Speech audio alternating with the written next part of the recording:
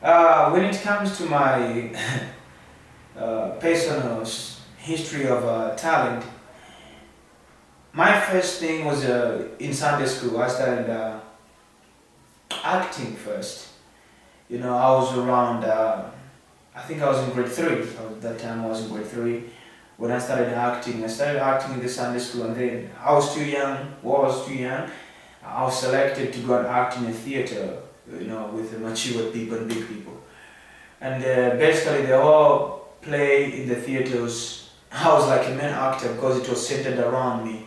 I had a father and a mother, and they have to quarrel over the child, that kind of a process. So the child, I was kind of a main center of the play, which took about 45 minutes or so. After that, I continued my acting hobby or talent. Yeah, to me, basically, it's a hobby, something that I love doing. It's a talent in me, but it's also a hobby, something that just makes me happy, fulfilled when I do it. After that, I continued from Sunday school, primary school, I continued acting. And then I also joined in the choir, though it wasn't easy because I had to explore my talent while I was too young. I remember first time I sang in a choir, big choir of big people. I was too young as well. They laughed at me, they laughed at my voice. But later on, I became one of the best singers in that choir. So my voice was really developed, and then, every competition they go to, they would pick me to go and sing, maybe even soloist songs. So that's how my talent about, developing and discovering my talent was. After that, I went into secondary school. Now, in secondary school, that was where I was more exposed, because we have to do district and regional, provincial, then national level of competition.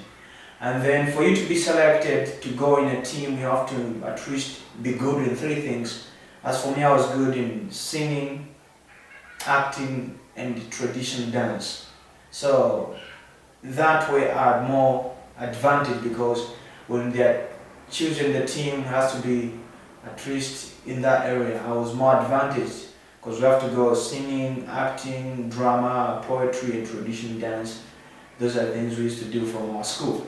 So I'd go from district, provincial or regional, and then national level. That's why you're exposed now to maybe acting in other countries and stuff like that. So in secondary school I was more exposed. Although I wasn't really deep into acting, I was more deep into the choir. When it comes to role models, for me, role models, I can say my number one role model is God. Yeah, God is my number one role model. After that, it's Jesus. After Jesus, I have the Holy Spirit. That's it.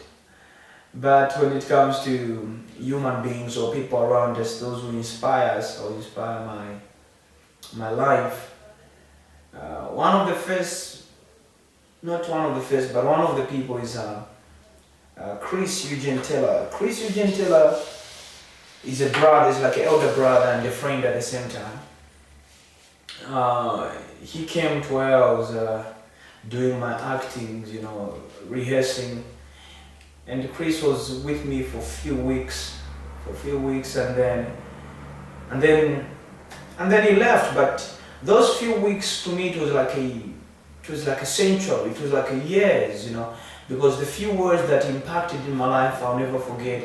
Even now, although he's a very busy man, I would go to his place, just to see him, just to be with him. I feel that good, I feel like, how this is a man, I want to be like this man, So he inspires me a lot, in terms of academic, his lifestyle. He's a good guy, clean guy, He's just so good, He's very, very good man.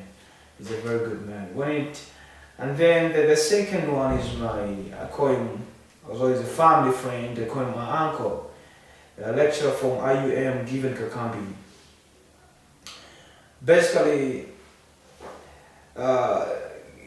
he's a man that also inspires me in some words, because each time I'd go to his office to tell people around him, oh, come and see the great guy, he is a great guy. So those words they say, every time they stay in my heart, it makes me feel good, it makes me work hard, because to the people he has portrayed that I'm a great guy, you know, and it makes me work hard to be that great guy that he says to the people that I am, you know. So he really inspires me, his encouragement, his words, you know. So Given Kakambi is one of the people that is that the words he has said has encouraged me in a couple of areas of my life. And then when it comes to my academic lifestyle or my academic work, Dr. Sharif, that woman has inspired me a lot, you know. Ever since I came across her, you know, she has inspired me how she's so dedicated to her work, hardworking, you know. She has inspired me a lot. She is, it's very rare in our days to find a very educated woman or educated man who is so close to God, you know. She puts God first. And above all, you know, she's a mother of a family, you know. Not only a family, but she's a family of many. Those who surround her, those who come across her, she becomes a mother.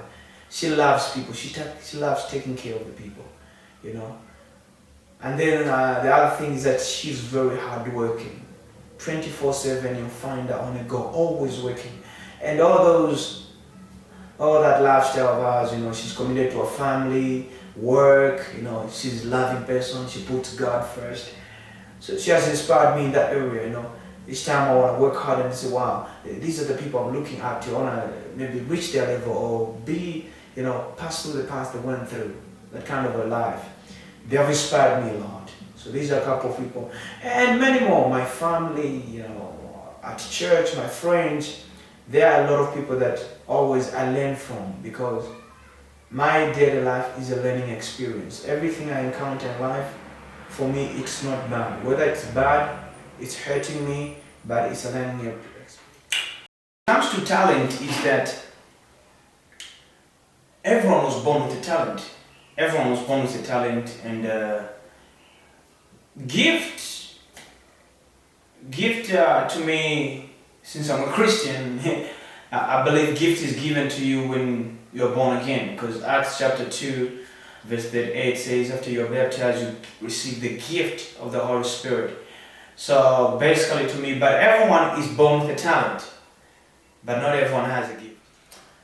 Yeah, when it comes to church, you know, many people are confused, like, you're a preacher, you know, you're not supposed to be like this, you're not supposed to do like that. But Christianity is not really, you know. Most of legalistic people and religious people are the one who put roles and rules. Do this, don't do, this kind of stuff. But all this I'm doing, even my planting, I've just been shooting a couple of scenes about a movie. So if I want to target certain kind of class of people, I have to come low to their level in my acting, so that I relate to their level and they will understand the message of my acting. So basically, to me, whether it's acting, singing, whatever it is, to me, everything that I do, the Bible says, let every living thing glorify God. And everything I do, for me, it has to glorify God. In my acting, my preaching, and my talent, every talent of mine, whether gift or talent, both of them in me, they have to glorify God. So even my acting, my writings, they're supposed to transform people, develop people's mind from bad to good. From bad to good. So basically that also pleases God. So people who do not understand these things, they begin to judge you or begin to put you in a certain class or begin to doubt your Christianity. You know, I don't really care if people doubt my Christianity, because Christianity at the end of the day is between me and God. It's between my heart and God. You know. So basically that's how I relate my preaching. You know, whether at church or outside. I can preach formally in church, but I have also to have forms of preaching even outside the church, through music, movies, acting, drama, whatever it is, through dances and whatever form I can use, just to let people know from bad way to good way. Then that I believe I can do. That's a critical part about it when it comes to women and girlfriend and boyfriend thing. it is a challenge, for the actors, actresses, and musicians, artists. Each time you're on stage, whether professional or local in your community, wherever you're performing, if you're outstanding, there will be, whether a man, there will be girls or women who fall in love with you. And for a woman, there will be girls who are like, wow, I want to get a cake that is on the table. Yeah, because you're always in front there. It doesn't, in fact, to me, it doesn't even matter how you look like, but the moment you're on stage, you just look beautiful because everybody's beautiful, right? Yeah, I do face challenges in that area. I do face challenges, a lot of challenges in that area, you know. But as you grow up, in life, you go through some, what they call, we young people say, what they call heartbreaks. We've gone through that, a couple of times. You know, we've gone through that. And to me, it's part of growth. You just came to understand, like, okay, the person I was with, he or she is not the right person. I think maybe I was just too good for her or for him, and that's why that person left me. So to me, you would feel it's a painful process that people go through, because to me, the heartbreak, the pain a person goes through is determined by how that person was, the intimacy. Now people always confuse the intimacy. When I use the intimacy, they'll think about maybe sleeping together. No, I mean the closeness, the open-hearted, the way both of them, what they shared together. Basically, the bond that is built, sometimes it's not built. You don't have to stay together over 10 years or 11 years for the bond to build. But as long as there is that closeness all the time, all together, there's that sharing, that they enjoy you build within yourselves, the bond can be so strong.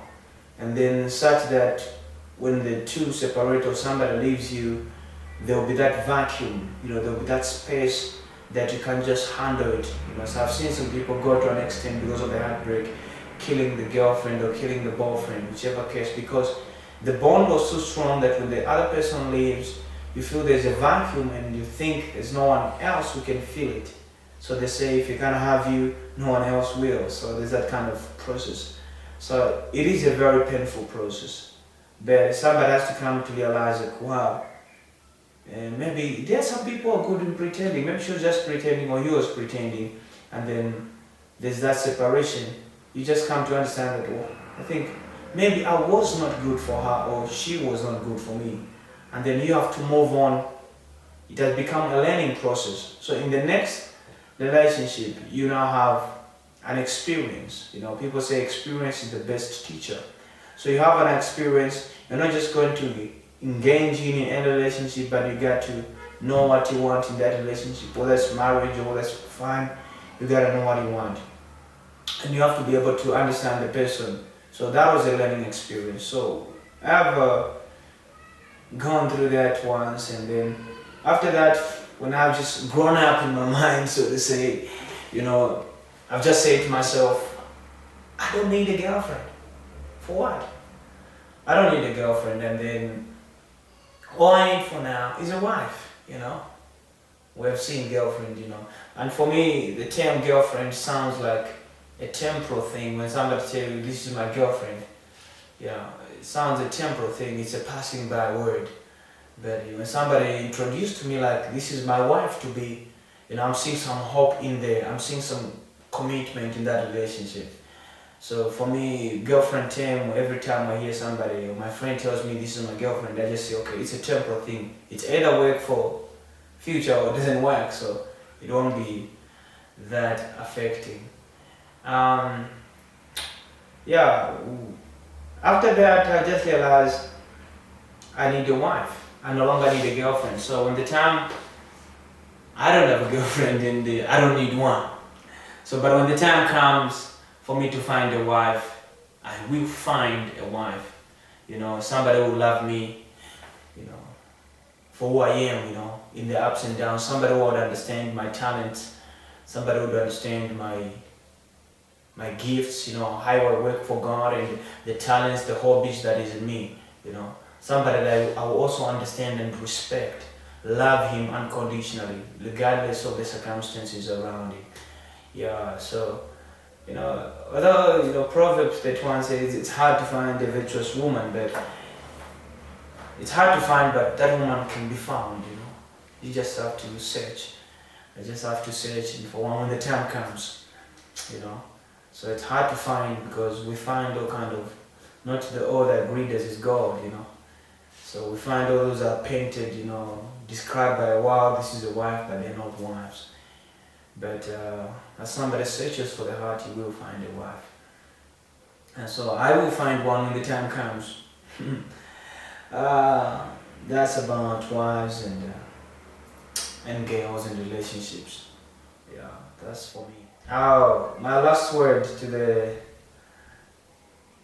the youth and to the people who have talent and people who are into movies, who are into careers, and people who are into acting, whether singing, is that let God be first. Let God be glorified in everything you do. To me, the Bible tells me, what will a man gain if he gains? What will profit a man if he gains the whole world and loses his soul? Right? So everything that I do, whether people may judge me because of the hair that I've plaited, that what kind of a Christian is that, but all these, God understand my heart, understand my motive, is that in everything I do, I want to change people's lives. I want to change people's lives into a better direction. So any action that I'll take, any word that I'll say, although we are humans, I would make mistakes sometimes, but I pray to God at all times that everything that I do, it leads people into positive lifestyle. It leads people into positive lifestyle. But like any other human being, I'm not a superman. I still have my weaknesses, my shortcomings, Yeah, that's it, Betty. That's my word, is that put God first and work hard for everything you want to achieve in life. You gotta work hard.